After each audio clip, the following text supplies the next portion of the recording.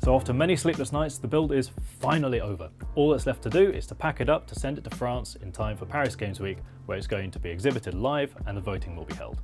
But before we do that, let's take a look through and see which mods were actually done and how it stacks up with the original plan that I outlined in the previous video. So as I mentioned in the previous video, I decided to go with the Red Knight theme. So that meant going with lots of red, black, a little bit of silver, just to, kind of tie the whole thing together, a bit of that kind of armor look. Plus it works nicely with the components. So starting off, I went with red fluid. And that's a big one because I'm using clear tubing. So the actual color of the coolant makes a big difference.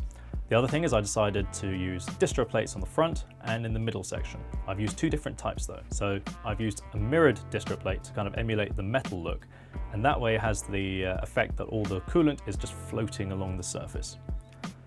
To connect the distro plate in the center to the graphics card, I decided to go with a double parallel flow just to give it a bit more sort of impact to the eye. The idea behind this is that two tubes go into the inlet and two tubes come out of the outlet, much like you would have in a parallel setup, but instead only one tube comes in and out of the distro plate itself. So in reality, it's just a normal serial flow. They go in through here, out through the other side, which then connects directly up to the CPU lines.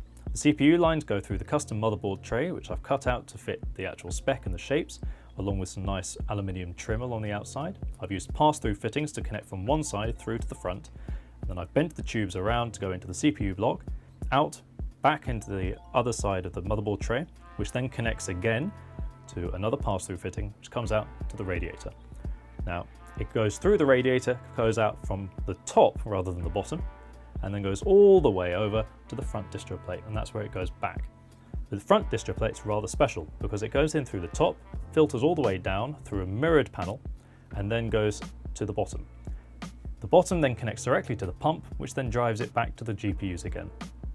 The mirrored distro on the front has LED channels built in the front, and I've used addressable LEDs so you can have a number of different effects. I've got it on static white at the moment, but you can use the remote control to change to a whole other level of different rainbow effects or other effects that you might want to add just maybe for the show. I'll see what it looks like then, depends on the lighting of the event.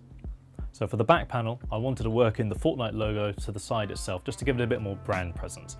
So what I've done is I've taken a 3mm piece of matte black acrylic, I've cut out the Fortnite logo, and then behind that I've used red leather to give it that kind of popping red accent. I've also made sure to do like an inlay on the front here using some translucent red acrylic, and that is 5mm, and this is 3mm. So I've chamfered the edge to make it sort of lead from one surface to the other. This is all attached to a 2mm aluminium plate on the inside, which is visible from the other side and gives that nice kind of shine and makes the whole thing a little bit brighter. For the front panel, I wanted to bring more of the character design back into the actual exterior of the case itself. So to do that, I started with some 1mm aluminium, which I then cut to size on the CNC machine, and then gave it a nice etching at the bottom to act as sort of armor plating. I then polished it up by hand, going through all the different grits to get it to a nice mirror kind of sheen.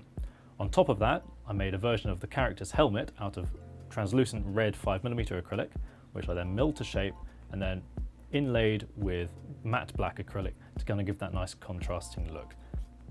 Now I mentioned that the front distro plate has built-in lighting. Now you may be able to see this like this, but what about the different effects? Let's take a look. So I've got the remote control and I can change all the different effects and looks that the case has. Now it's quite bright in here, so it's not going to be as visible, but in the event it should hopefully be more visible because it's not going to be as light. There's going to be fewer lights kind of beaming down on the case itself, and you can try different things. So I've got these pulsing looks. I could even do the full rainbow if I can find the effect of the remote, but it does actually look quite good. You're just going to have to take my word for it. For some of the remaining details on the inside, I decided to look again to the character and to the game itself. So for the power supply shroud, I've gone with a red leather look, which is meant to sort of look like the regalia of the character. They come brown with little accents made from 1mm aluminium that I've then machined and polished up, just to give it that little bit of extra sheen. On the back panel, I've made this out of 2mm aluminium that I've then painted matte black. And on top of that, I've engraved the lion, which is found on the shield from the character. So rather than trying to work the shield itself into the design, I couldn't really think of a good way of doing that without making it either look very blocky or stand out too much, or it would be obscured by things like the tubing or the wiring. So instead of that, what I did is I decided to make it a little bit more abstract. I drew up the design, I placed it into the actual panel itself, it's engraved into the front, and it's nice because it picks up the lighting from the top. So when I change the different colors, the lighting on the line changes with it. So it can go from blue to red to silver, you name it, depends on the colors. And I'm really happy with how this one came out. That was really difficult to do because you needed to do it multiple passes just to make sure that it came out really, really clean. Speaking of clean, there's one little other detail that's maybe not as noticeable given all the other parts, but this has full custom wiring. So what I've done is I've made whole wire sets for the 24 pin, the 8 pin and the 8 pin GPU, which come all the way through the front, through little pass-through plates into the back. So let's take a look at what it looks like on the back, and you can see what I mean. Look folks, it's always important to have a clean backside, and that's what I've done here. We've made sure that the cables run straight flat along the backside, which goes into the power supply directly. And then the tubes, of course, you have to keep them clean. I've used the PETG throughout. There is no soft tubing sort of linking things together. No, this is done properly. It comes a simple bend coming out here. I've used the Thermaltake C-Pro fittings to help a lot with this because some of these bends would be very difficult to insert into normal fittings. These ones, not so much, but the ones on the front definitely would be. The actual cables themselves, I've made again from scratch from 16 gauge wire rather than the sort of standard 18 gauge, and I've sleeved them in a custom sleeve that a friend of mine makes.